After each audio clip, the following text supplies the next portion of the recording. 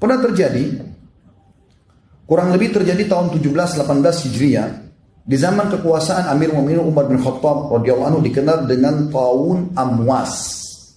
Jadi wabah yang terkenal di wilayah Amwas, ya. Itu kurang lebih terjadi tahun Masihnya 639 Masehi.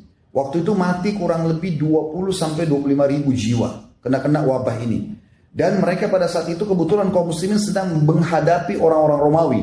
Umar bin Khattab lagi keluar dengan pasukan besarnya untuk menghadapi Romawi, menaklukkan mereka agar bisa menerima Islam. Dan pada saat itu, pada saat Umar bin Khattab lalu mau masuk ke dalam sebuah lokasi, ternyata di sana ada informasi yang sampai kepada beliau, ada wabah taun, ada wabah yang mematikan di dalam ini. Maka Umar bin Khattab menahan seluruh pasukannya. Lalu bermusyawarah dengan sahabat-sahabat dari Muhajirin, dari Ansar, orang-orang yang dianggap senior. Kira-kira apa yang harus kita lakukan? Masukkah?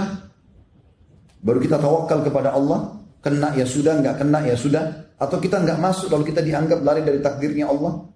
Kesimpulannya teman-teman sekalian, pada saat itu ada dua orang sahabat, Abu Ubaidah bin Jarrah radhiyallahu anhu, sahabat Nabi yang mulia, juga Mu'adz bin Jabal, berkata, wahai Amir Mu'minin, apakah anda lari dari takdirnya Allah?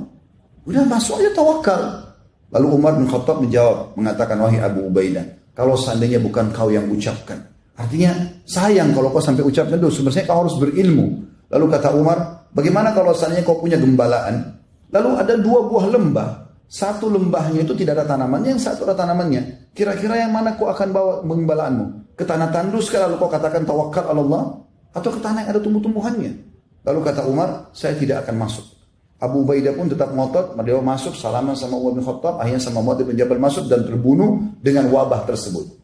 Yang terjadi teman-teman sekalian, setelah masuk dua sahabat yang muda ini, ternyata ada sahabat Nabi yang namanya Abdurrahman bin Auf, sahabat-sahabat yang masyhur namanya, datang mengatakan, wahai Amir Mu'minin, saya punya berita dari Rasulullah sallallahu alaihi wasallam, bahwasanya Nabi SAW bersabda, kalau wabah taun ada di sebuah lokasi, jangan kalian masuk, dan kalau kalian sudah di dalam, jangan kalian keluar. Maka kata Umar, segala puji bagi Allah yang telah memandu kami. Oleh karena itu, isolasi ini sangat positif. Artinya memang kita tidak masuk ke sana, atau bahkan kita menahan dulu orang tidak sembarangan masuk ke negara kita, bagiannya sangat positif. Sekarang banyak orang bertanya-tanya, kenapa Arab Saudi tidak izinkan umrah? Lalu kemudian sangka buruk, berpikir positif dulu. Saya dapat informasi di sana, Ka'bah itu kan selalu dipegang oleh orang. Dan corona ini dari tangan orang bisa pindah langsung, pegangan orang saja sudah bisa pindah. Maka kalau dibuka umrah, bukan cuma bahaya bagi penduduk Saudi sendiri, bagi kaum muslimin. Berapa juta orang yang tawaf setiap hari, berapa banyak orang yang tawaf setiap hari, dan berapa banyak tersebar seluruh dunia penyakit ini. Maka ditutup. Dan penutupan umrah haji bukan baru sekarang. Sudah dalam sejarah Islam beberapa kali terjadi umrah haji tertutup. Tapi hal-hal terjadi karena peperangan, ada karena peribut antara kekuasaan dan segala macam hal. Dan ini bukan hal yang baru. Apalagi ini hanya sementara waktu saja.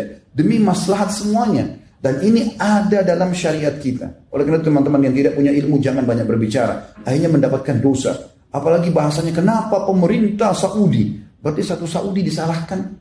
Berapa banyak orang yang Anda harus minta maaf dengan masalah ini? Maka harus hati-hati dengan lisan. Apalagi kalau tidak punya ilmu. Ini berbahaya.